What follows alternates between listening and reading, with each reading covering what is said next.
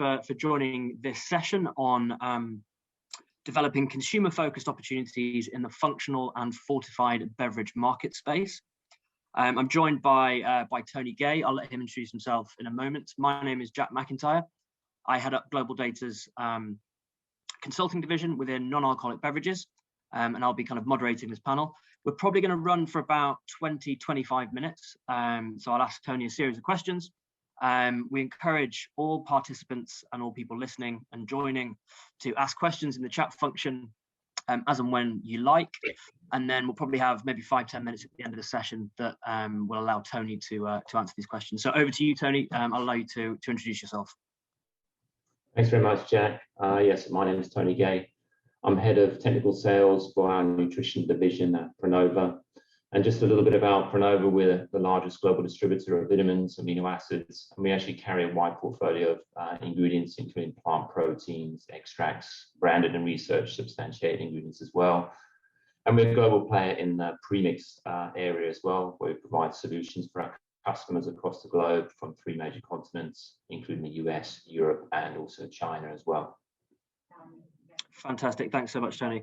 So the way this is going to work, we've got kind of 4 main topics that you'll see in the agenda. So kind of understanding and discussing how COVID-19 has impacted consumer behavior, obviously in relation to beverage demand, a bit about kind of on-trend ingredients within the functional and fortified beverage space, energy drinks, so anything kind of future trend related to that.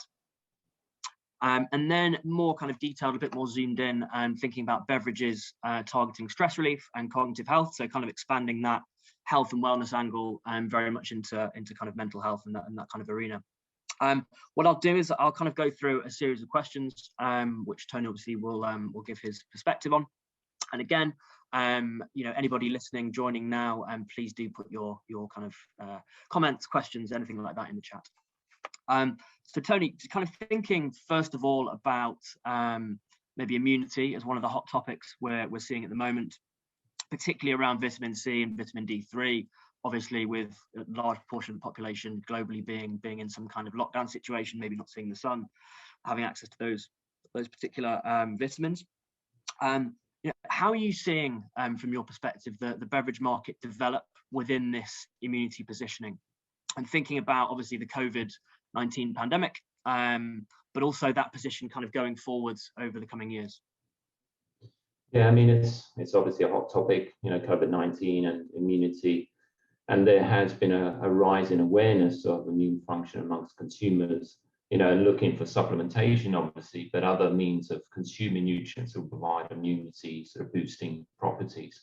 So we've seen definitely in terms of an NPD product development side, that beverage companies are starting to adopt this an approach of not only sort of the ingredients, but also the marketing they do for the beverages they sell. And there's 2 ways we're looking at this. It's sort of more the traditional, the vitamin C's, the ascorbic acid as known in the trade, but also, you know, the sort of vitamins and minerals associated with immunity. So selenium, zinc, some of the B vitamins, folic acid, for instance, and that's coming into sort of premix fortification into beverages and across the board. So from, you know, waters to carbonated to energy drinks as well. But then also we're seeing sort of maybe the natural angle coming into play here, where some of the extracts they're choosing to put into the formulation have some immunity sort of associated benefits, and things like acerola cherry, rose hip, bitter orange, also even things like camu camu, which is like a sort of a newish sort of extract or fruit extract that's coming into play. And this would come into smoothies or shots and more of a natural positioning for immunity type products. Fantastic. So I guess you kind of covered a fairly wide variety of ingredients and supplements, both big and small. I guess thinking about now and again in the future, which of those do you think will be key, will be the biggest essentially in terms of both size, I guess, and in terms of drivers for growth from your perspective? I mean, vitamin C, ascorbic acid powder has definitely become one of the largest products we distribute and we put into formulations. And I think this is because it's the most researched. It's the one that, you know, has the health claims related around sort of immunity that people can put on their packaging. So this one will definitely be not only hot right now within the COVID situation, but also I think now from a consumer point of view, there's a raise in awareness of keeping the immune system strong for a future pandemic or another wave or whatever it might be. So definitely, I think that will remain high in terms of the demand. But also, I think those associated extracts from a different positioning point of view for sort of the natural side of things will come into play, and maybe a mixture. So it'd be berry extracts, it'd be superfoods, it'd be things like the acerola, which will become more in demand from a natural positioning. Great. I mean, I think certainly from the research that I've been involved in at Global Data, with our clients, it's fascinating to see how that health and wellness category has evolved, over even before the COVID pandemic, from simply being calorie reduction, and that's all you really get from health, but actually, as you mentioned, all of those key ingredients with kind of serious benefits, both in terms of immunity, but also in terms of wellness and a deeper sense of health as well. So linking back to the point you just made, I guess, about natural, and maybe linking it with caffeine, do you think overall that natural claims are driving interest within the energy drink market? Yeah, for sure. And I think really there has been a sort of negative association with energy drinks for a variety of different reasons. And I think there has been a drive not to necessarily clean up the whole industry, but maybe looking at alternatives for a range extension where the consumers are more aware of unnatural ingredients or synthetic ingredients as such. And therefore, we are seeing an increased demand for like natural caffeine. So traditionally, caffeine is produced from a synthetic, origin, but now you can actually access caffeine from a natural source. And even large brands like, say, Monster, adopting this and taking on to, more formulations with a natural caffeine angle as well.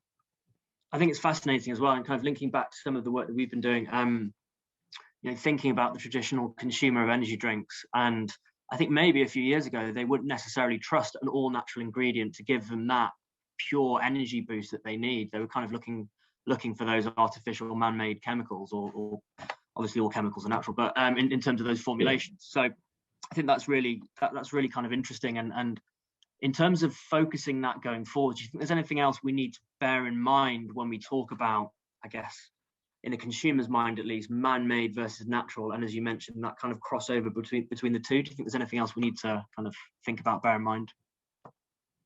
Well, I think from a position of an energy drink, they're associated with quite a quick energy fix. And I think the energy drink market might sort of migrate a little bit into more sustained energy, and not looking for the biggest boost you can get from the nutrients you take, but also looking at more of a holistic approach. So, there might be combinations of extracts in there for calming effects, for natural energy. So things like ginseng is coming into play now in energy drinks.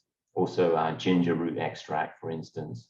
And these things are not necessarily associated with a caffeine kind of boost, but they have related benefits to them within an energy drink format from a natural approach. Sure. I think it's really interesting as well, kind of building on that point, in terms of categories like energy drinks, where there has always been that added extra, whether that's caffeine, whether that's now natural caffeine. But actually kind of taking that down and maybe thinking about a category where previously functionality wasn't necessarily the core element within the concept. So sparkling waters, for example. Do you see these fortified sparkling waters developing within the European market to any degree of scale? Definitely. I mean, it's been widely adopted in the US in regards to more having a functional carbonated water, sort of in a canned beverage. And this is kind of differentiated out into many segments. And now you will see it coming in from sort of an energy point of view, so more of a light kind of energy drink in a sparkling water format, but also like a calming kind of product. So we're seeing more product launches with sort of a hydration calming aspect with magnesium, maybe some extracts which are considered, providing a bit more balancing, like ashwagandha, etc., will come into the play. But also the kind of the beauty aspect is quite an interesting one now. We're seeing carbonated drinks with a beauty sort of aspect to it. So maybe they're called Glow or something like that in terms of brand name. And even companies like the Hut Group, which is associated with sports nutrition, they've recently launched a whole range of canned beverages, carbonated waters with differentiated sort of need states. And this is in their My Vitamins range, which is very interesting. From an online direct consumer point of view, it's not just retail; it's also online as well. Absolutely. I mean, I think there's a really interesting piece in terms of thinking about where we are at the moment. I think particularly as a result of the pandemic, in terms of consumers' relation with brands. And I guess what I mean by that is, if you speak to consumers as we do and ask them, to what extent are they willing to engage with brands and allow brands to give them tips on health and wellness, there is a huge uptick in consumer engagement with brands. Actually, I think over half of consumers globally are saying, actually, I am actually looking for that kind of engagement and advice with brands. So I think that certainly, kind of aligning to your point, is a huge opportunity at the moment, linking with that. But I guess kind of scrolling back a little bit in terms of, that trend towards added functionality, a bit of a difficult question, I guess, but kind of where do you think this has come from in the beverage industry? I know you mentioned kind of health and other areas, but is there anything you can kind of add to that? I mean, I think it sort of goes back to what we said about the energy drink market, and that is sort of segmenting out into different categories. And I think as people have sort of adopted an approach where an energy drink is serving a need, it's giving them something. But now, what other needs could drinks provide to me? Whether it's relaxing, whether it's energy from a more natural state, whether it's recovery, things like that. And also, as I say, that sort of beauty aspect is really coming into play, particularly in the US now in beverages, where it was more powders or supplements or creams. But I think there's definitely sort of more segments from kind of stemming from that energy drink market coming into more the mainstream consumer base. Absolutely. I mean, we're certainly seeing, and I've certainly seen energy drinks as kind of the engine for growth. It's the fastest growing category globally. It's consistently showing growth. And I guess to your point, it's very well positioned as a category to almost transform itself and align with all of these different areas, whether that be health, whether that be wellness, whether that be, I guess, something that we're going to talk about now, which is kind of cognitive positioning. I think cognitive positioning specifically, first of all, I guess, could we get your perspective on what that is? And then secondly, do you see that maybe as part of the next part of the evolution of energy drinks? Yeah, for sure. I mean, cognitive drinks is quite an interesting area because it kind of bridges many different sort of consumer base. So some people are looking for an energy drink which is not necessarily giving them stimulation, but giving them a bit more focus. And that's why people might be, swaying towards this area. But also there's the whole gamer, esports enthusiasts sort of market, which is really booming right now. And they're very sort of tapped into, obviously, brands and stuff like that too. Like there's a brand called G Fuel in the US, specifically targeting gamers, energy drinks. And there's another one called Sneak in UK, which again, just targeting gamers. So this is sort of identifying a whole niche in the sort of area of supplements and nutrition where they can target this customer base, and they're looking for cognitive focus for playing games. But also within this, you're looking at a variety of different ingredients. It's not only the caffeine or taurine, which you might see in energy drinks, but then you can look at other ingredients like choline or tyrosine, which are amino acids which have associated cognitive benefits. And then also extracts like bacopa, which is also coming into play in this area. And then magnesium, looking at magnesium for cognitive function, also nerve function, etc. That's going to come into play in the space too. So it will be stemming off the energy drink market, but it'll be going to target a different type of customer base. I think it's fascinating, back to your point about that specific market of gamers and that very, very specific need state. How maybe 10 years ago we traditionally view consumer consumption occasions as being breakfast, lunch, dinner, and then maybe a snack in between, but that's actually really now fitting with exactly what consumers are doing, not necessarily during the day part, but actually the activities that they're engaging in. So thinking about that, I guess that need for stimulation, that need for focus, and maybe moving on to something a bit more relaxing and a bit more calming. using extracts like magnesium and the amino acids that you mentioned previously. Thinking about back to COVID, I guess, and kind of to the new normal as well. Thinking about those stress-related conditions, for individuals and for families. Do you feel this is a trend that the beverage industry is tapping into at the moment adequately, or do you think there are maybe some white spaces?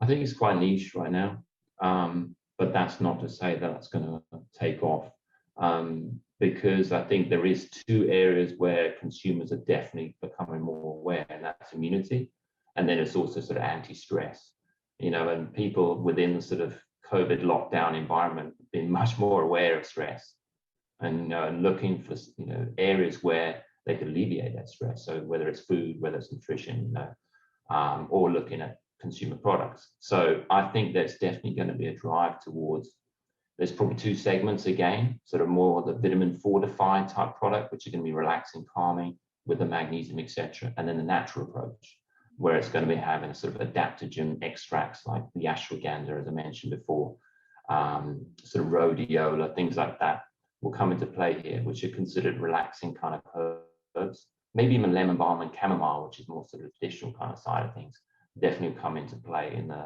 sort of beverage area. And it might be different formats as well. It might be carbonated drinks, but it also might be these little shots, which you see coming into play now, in sort of supermarkets, news agents, etc., where they're little fruit shots with a different, specific need state behind them as well.